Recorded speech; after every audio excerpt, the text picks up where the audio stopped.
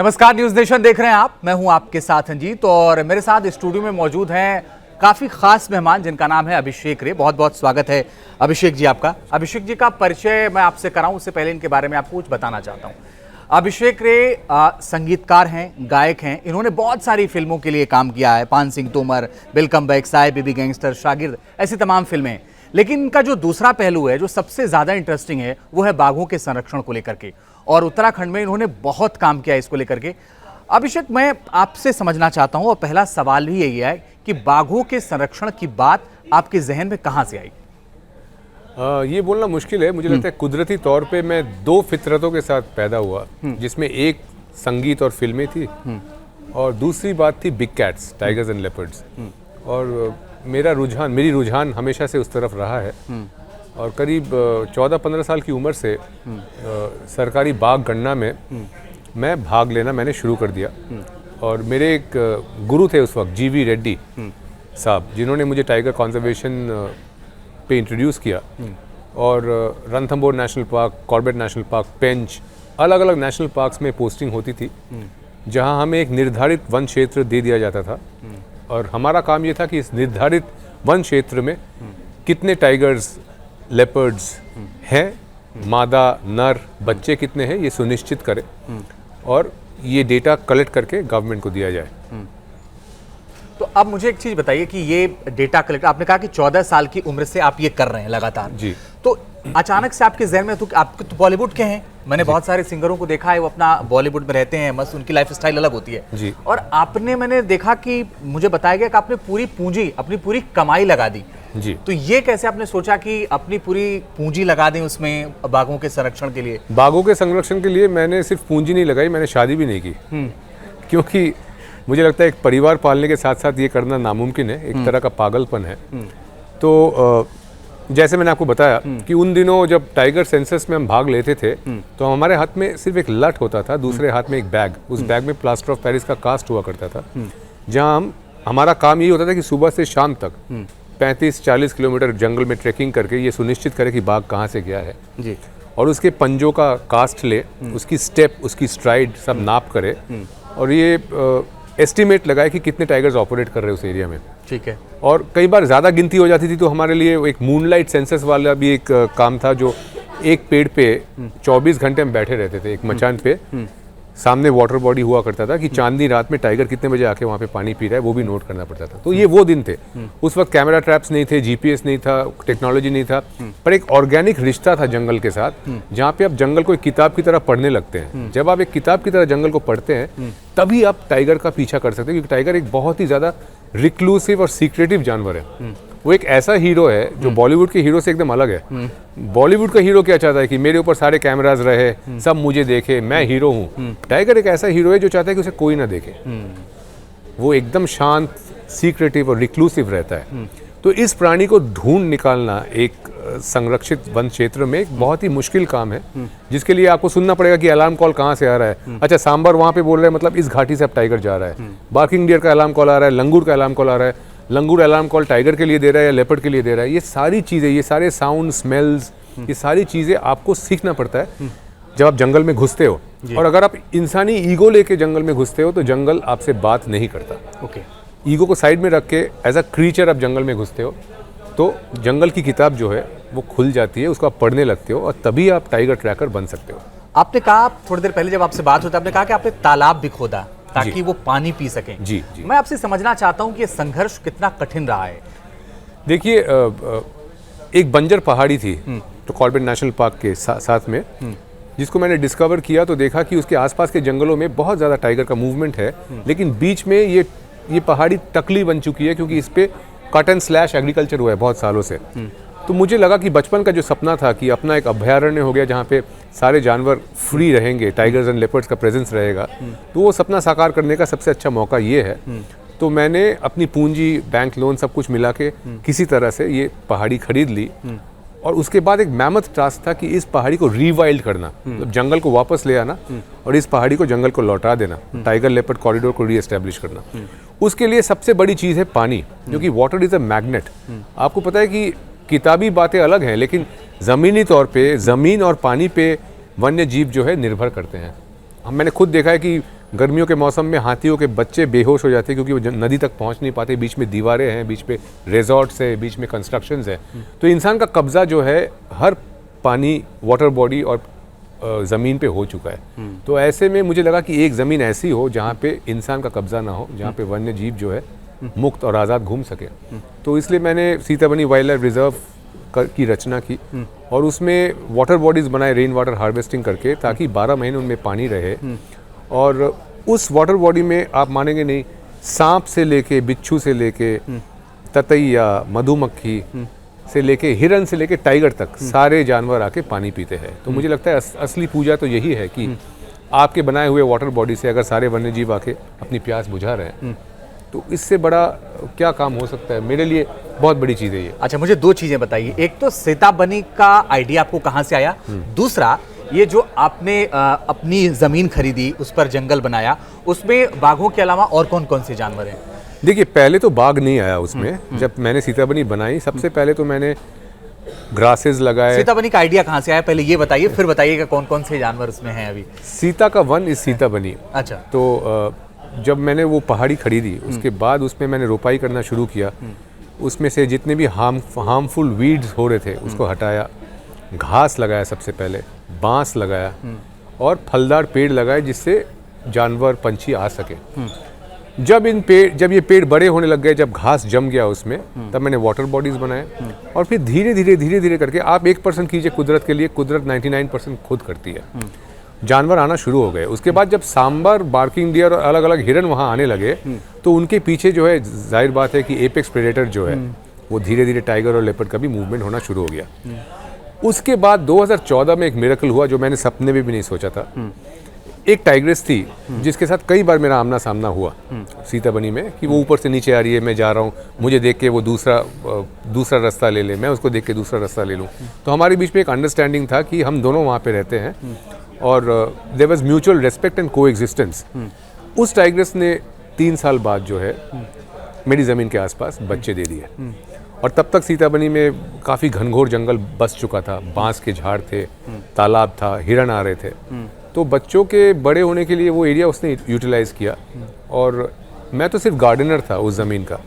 इस टाइग्रेस ने उस ज़मीन को वर्ल्ड फेमस कर दिया सीताबनी वाइल्ड लाइफ रिजर्व के नाम से।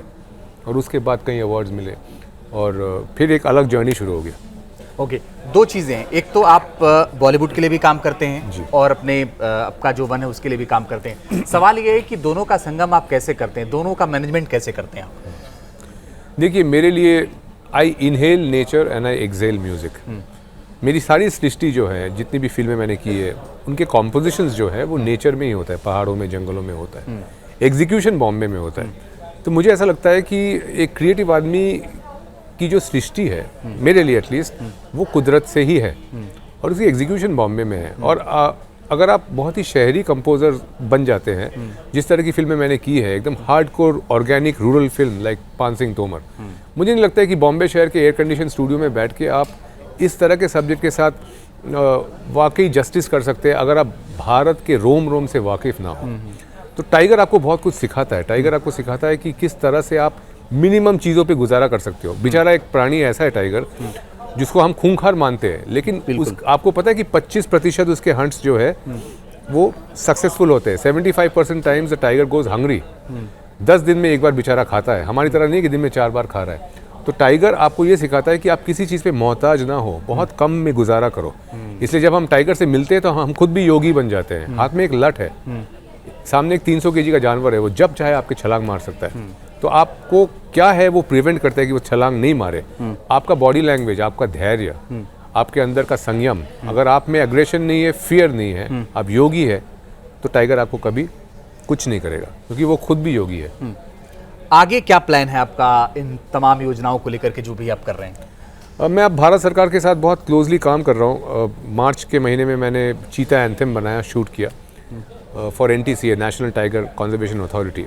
वो एंथम इतना अच्छा लगा लोगों को कि उसके बाद मुझे यूनाइटेड नेशन से प्रस्ताव आया मेरे पास कि उनके लिए मैं और भारत सरकार के लिए मैं IBCA का एंथम और फिल्म बनाऊं। इंटरनेशनल बिग कैट अलायंस, जो मोदी जी का ड्रीम प्रोजेक्ट है, उसमें 97 कंट्रीज़ का गठजोड़ है, जिन कंट्रीज़ के पास बिग कैट्स हैं, tiger, leopard, puma, lion, snow leopard, jaguar and cheetah, ये 7 बिग कैट होल्डिंग कंट्रीज जितने भी है दुनिया भर में, उनके लिए IBCA बना, इंटरनेशनल बिग कैट अलायंस, जिसका ब्रांडिंग फिल्म और ब्रांडिंग एंथम मैंने बनाया और गाया, कंपोज भी किया। तो इसलिए अब जो ये पूरी बात है कॉन्जर्वेशन वाली, जो एक किस्सा मेरे बचपन में शुरू हुआ था, अब ये इंटरनेशनल जा रहा है। अब मैं अलग अलग वाइल्ड लाइफ डिविजन्स के लिए, NTCA के लिए, भारत सरकार के लिए, यूनाइटेड नेशंस के लिए फिल्में बना रहा हूँ, गाने बना रहा हूँ, कोशिश कर रहा हूँ कि ये जो मैसेज है कॉन्जर्वेशन का, ये दूर तक दुनिया भर में फैले। और ये बात ज़रूर कहना चाहूँगा कि टाइगर एक ऐसा, टाइगर का जो नंबर है वो सिर्फ एक प्राणी को बचाने का नंबर नहीं है। Tiger is an indicator species. Tiger बचाने का मतलब ये है कि आप rainfall index, fresh water index, ये सारी चीज़ें बचा रहे हो। बहुत कम लोगों को ये पता है कि most of the mighty reverse of India, Bharat की अधिकतर नदियाँ टाइगर फॉरेस्ट से ही निकलती हैं। तो टाइगर नंबर के साथ हमारा फ्यूचर जुड़ा हुआ है। हमारा rainfall, monsoon cycle, oxygen cycle, हमारी क्लीन नदियाँ टाइगर के साथ जुड़ा हुआ है। अब मुझे एक चीज़ बताइए कि ये बहुत सारे लोगों के जहन में सवाल होगा जब आप टाइगर की बात कर रहे हैं, आपने टी-शर्ट भी पहनी है, लोगों के सामने एक टाइगर आ जाए लोग डर जाते हैं। जी। आपके सामने जब टाइगर आया, जब आपका आमना सामना हुआ पहली बार, तो क्या आप डरे नहीं थे? पहली बार जब आमना सामना हुआ तब मेरे कंधे पे एक ऐसा लठ था, उसके दोनों तरफ 2 पोटलियाँ थी, और मैं चलते हुए आ रहा था। रणथंभौर नेशनल पार्क में मेरी पोस्टिंग हुई थी लापुर वैली में, और मेरे साथ में एक फॉरेस्ट गार्ड था। हम मुड़े और सामने रास्ते के ऊपर एक टाइग्रेस ने तभी एक सांबर को मारा था, और शिकार पे बैठी हुई थी।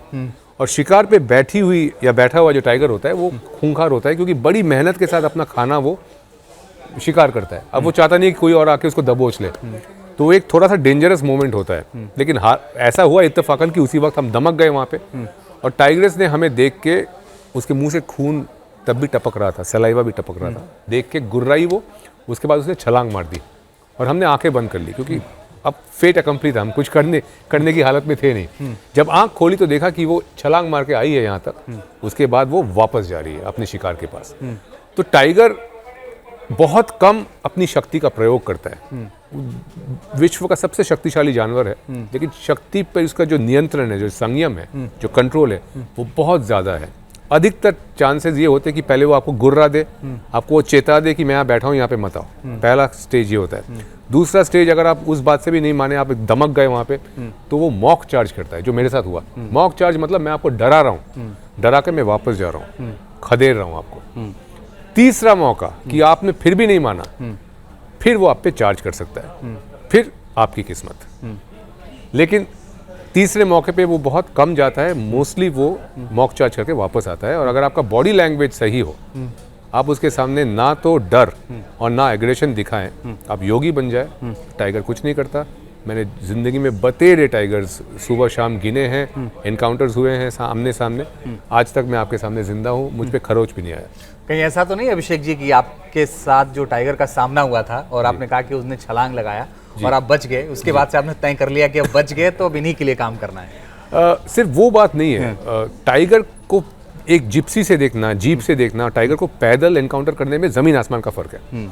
क्योंकि जिप्सी से तो आप कैमरा से फ़ोटो निकाल रहे हो, आप इंसान हो, जानवर है। आप जब पैदल हो और आपके सामने एक 250 kg का जानवर आपकी तरफ आ रहा है, तब पूरा मामला अलग हो जाता है। उस वक्त जो है, you are naked in the wild. एक बार आपका आमना सामना हो जाए किसी मेल टाइगर के साथ, इतना विशाल जानवर जिसके एक पंजे से वो एक बैल का गर्दन तोड़ सकता है, वो आपकी तरफ आ रहा है, और फिर आपको देख के वो निकल जाता है, आपको जीने का मौका देता है। इसके बाद जिंदगी में कभी आप अहंकार नहीं कर सकते।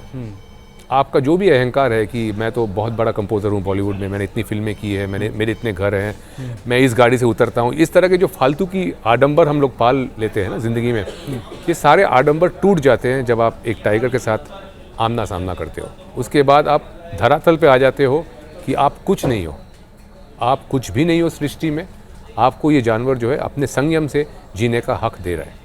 सीताबनी में और क्या खास है? कितने बाघ हैं? कुछ कैसे उसको और आगे बेहतर करने की कोशिश कर रहे हैं आप? देखिए, सीताबनी वाइल्ड लाइफ रिजर्व में बाघ आते जाते रहते हैं, उन पे कोई अंकुश नहीं है या कोई ऐसा नहीं है कि वो वहाँ पे आके रुक जाते हैं। They're nomadic animals, they come and go. It's a tiger leopard corridor.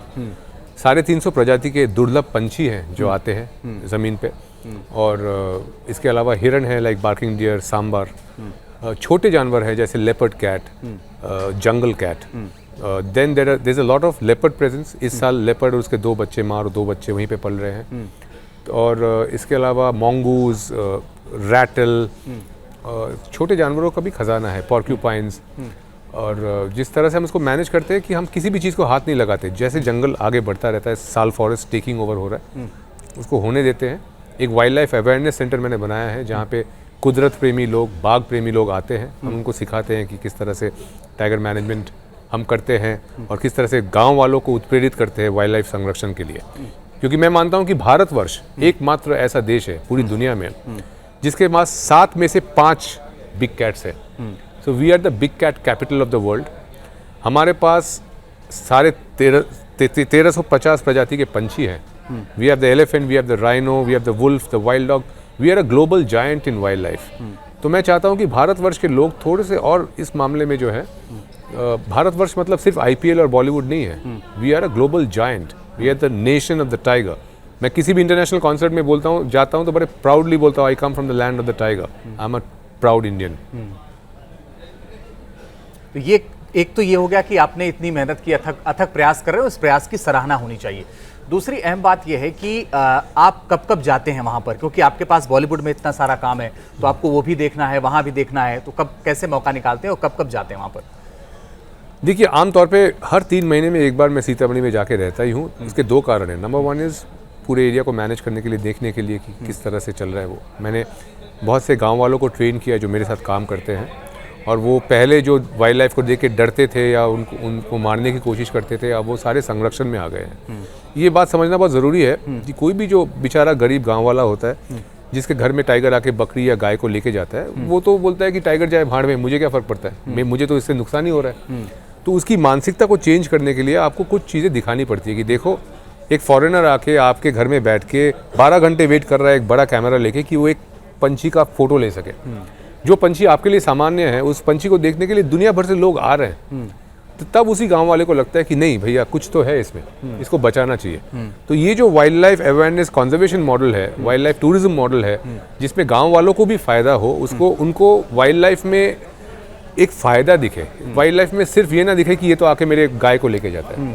क्योंकि ये समझाना हिरन को बहुत मुश्किल है कि हिरन तुम तो सिर्फ घास खाओगे, तुम धान नहीं खाओगे, या टाइगर तुम तो सिर्फ हिरन खाओगे, बकरी नहीं खाओगे।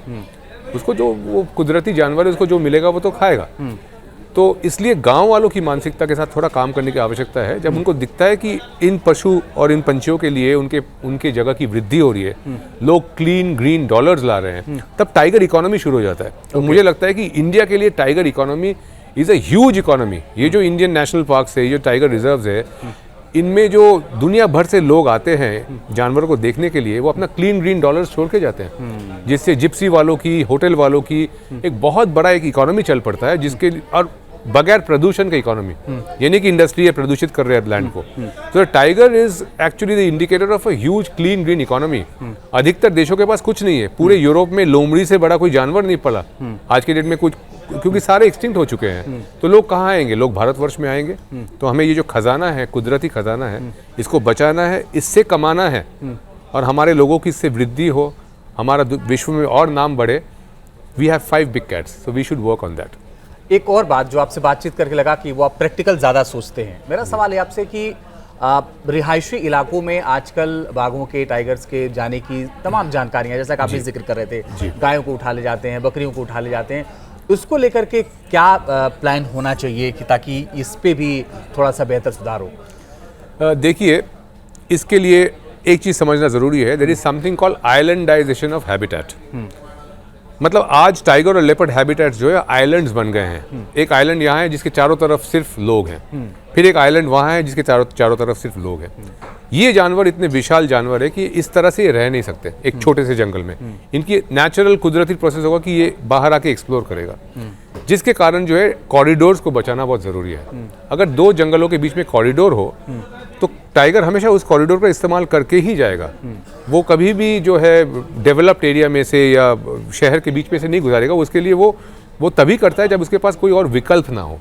इसलिए हमारे लिए ये ध्यान रखना बहुत ज़रूरी है कि आज के उभरते हुए भारत में नए हाईवेज बन रहे हैं, नए रेलवे ट्रैक्स बन रहे हैं, हम बहुत फास्ट डेवलप कर रहे हैं और हमारी पॉपुलेशन भी इतनी तेज़ी से बढ़ रही है।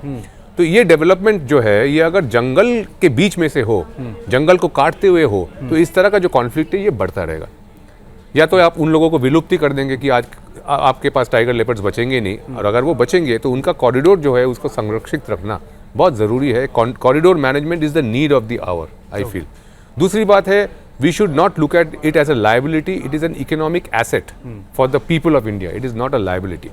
तो ये समझना बहुत ज़रूरी है। तीसरी बात ये है कि लोगों को कॉम्पेंसेशन स्कीम्स देना। जैसे कॉर्बेट नेशनल पार्क के आसपास अगर टाइगर आके किसी की गाय खा के जाता है तो सरकार उनको इमीडिएटली कॉम्पेंसेट करती है, उसका भरण पोषण दे दिया जाता है। तो ये कॉम्पेंसेशन स्कीम्स अगर चालू हो जाए हर जगह तो फिर लोगों में वो बात नहीं आएगी कि अच्छा टाइगर ने गाय खाया उसको मार दो, क्योंकि उसको पैसा मिल जाएगा। तो इस तरह के बहुत से तरीके हैं विच आर बीइंग यूज्ड। एक और सवाल है कि टाइगर की लगभग कितनी प्रजातियां हैं, क्योंकि आपका प्रयास बहुत अथक है, और दूसरा ये कि किसका संरक्षण सबसे ज़्यादा ज़रूरी है? देखिए, IBCA international big cat alliance का इसीलिए फॉर्मेशन हुआ है कि आज तक इन 97 कंट्रीज में कोई तालमेल नहीं था। अब इनके बीच में तालमेल होगा। क्या होता है, अधिकतर आपको पता है कि जो साउथ ईस्ट एशियन नेशंस है वो बहुत प्रॉब्लमेटिक है, क्योंकि वो लोग टाइगर के पार्ट्स को यूज़ करते हैं। China is a huge market. तो इंडिया में टाइगर मारा जाता है, उसका स्किन, उसका नाखून, उसका ब्लड, उसकी पीनिस, उसकी हर एक पार्ट जो है अक्रॉस द बॉर्डर स्मगल होके ultimately south east Asian markets में चला जाता है और बहुत अधिक कीमत पे उनको बेचा जाता है। जी। इस ट्रेड को रुकने के लिए ट्रांस बॉर्डर कोलैबोरेशन की ज़रूरत है, क्योंकि अदरवाइज क्या है कि पोचर जो यहाँ पे मार रहा है, जैसे ही उसने माल एक्सपोर्ट कर दिया, जैसे ही वो नेपाल पहुँच गया, नेपाल से आगे जैसे ही वो लासा पहुँच गया, जी, चाइनीज़ मार्केट में पहुँच गया, तो इंडियन गवर्नमेंट कुछ नहीं कर सकता। तो इस तरह से धड़ल्ले से ये जो वाइल्ड लाइफ पार्ट्स की जो ट्रेड है ये चल रहा है, और ये दुनिया में सबसे 3rd लार्जेस्ट क्राइम है in terms of volume, wild life trade, मतलब वन्य जीवों का जो ट्रेड है, इलीगल ट्रेड है। तो इसको रोकने के लिए ये तालमेल की बहुत ज़रूरत है। दूसरी बात यह है कि जिस तरह से हम अफ्रीका से चीता लेके आए, क्योंकि हमारा चीता विलुप्त हो चुका था, तो हम उसको रीइंट्रोड्यूस कर रहे हैं। ये भी दुनिया भर के लिए एक प्रेसिडेंस है कि हमने एक जानवर को खोया और हमने उसको वापस इंट्रोड्यूस करने के लिए सब कुछ किया। और चीता प्रोजेक्ट के साथ मैं बहुत इंटरिम उसमें जुड़ा हुआ हूँ, और मैंने चीता एंथम बनाया है। तो मैं आपको यकीन के साथ कह सकता हूँ कि इंडिया में चीता फिर से दौड़ने लगेगा अलग अलग स्टेट्स में। उसी तरह से कैम्बोडिया, वियतनाम, लाओस, ऐसे बहुत से कंट्रीज में पहले टाइगर्स हुआ करते थे, आज उनके पास टाइगर नहीं है, विलुप्त हो चुका है। तो India can give them a source population of tigers की आप फिर से टाइगर को रीइंट्रोड्यूस करो। तो आज दुनिया भर में वो परिस्थिति है कि अगर देशों के बीच में तालमेल ना हो तो आप वाइल्ड लाइफ को नहीं बचा सकते, क्योंकि बहुत से देश ऐसे हैं जहाँ पे वाइल्ड लाइफ विलुप्त हो चुका है। ठीक है, एक आखिरी सवाल बाघ संरक्षण को लेकर के अभिषेक जी आपसे, आपकी कोई डिमांड है सीताबनी को लेकर के सरकार से, या बाघ संरक्षण को लेकर के सरकार से कोई डिमांड? मेरी एक ही डिमांड है, एक ही गुजारिश है कि उभरते हुए भारत में जो भी डेवलपमेंट प्रोजेक्ट्स हो रहे हैं, मुझे अपने लिए कुछ नहीं चाहिए।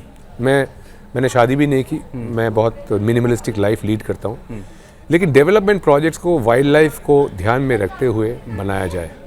इस तरह से ना बनाया जाए कि आप जंगल के बीच में से रास्ता काट रहे हो और इस तरह से रेलवे ट्रैक्स लगा रहे हो या फैक्ट्रीज लगा रहे हो, कुछ भी कर रहे हो जिससे एग्जिस्टिंग वाइल्ड लाइफ जो है जो हमारा खजाना है वो डिस्टर्ब हो। थोड़ा सा दिमाग लगा के हम इस तरह से डेवलप कर सकते हैं कि हम और वन्य प्राणी साथ साथ जी सकें। तो अभिषेक जी ने बताया किस तरीके से बाघ संरक्षण को लेकर के वो काम कर रहे हैं और आगे भी वो लगातार करते हैं, इसके लिए अथक प्रयास कर रहे हैं। तो बाघ संरक्षण को लेकर हमने बात की।